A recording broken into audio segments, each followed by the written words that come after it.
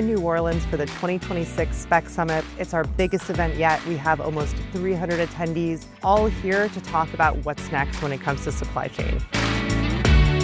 What I like about Summit is I think we hit both the strategic and the sort of operational.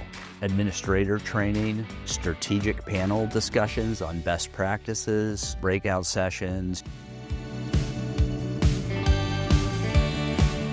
The greatest thing about Spec Summit, it doesn't feel like a sales pitch. It feels like an education platform. I feel like there's a big Specright community. The network that you build here of people that are in the same space leveraging Specright for their companies, it's invaluable. A lot of the things that we're working on, they're working on the same things. That's been honestly a surprising part of this, of just finding other people that have the same problems and they're working in Specright and finding solutions. It feels like you're just constantly learning. Oh, wow, I didn't know it did that. Oh, that's a new feature. Great.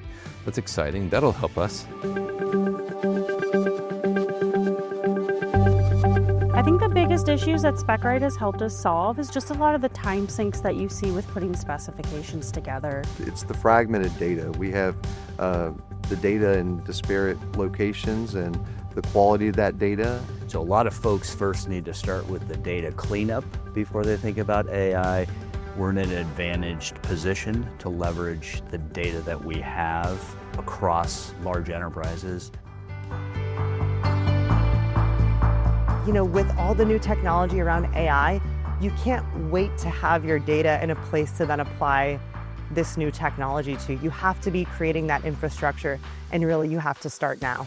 If someone was on the fence and thinking about coming, I would highly recommend it. It's absolutely worth your time. If you're on the fence, get leadership buy-in. Let other people see if there's value. And if they agree, then they're going to agree for you to come to the summit. Everyone is just so friendly, so awesome. It's just a great time. I just wish it was longer.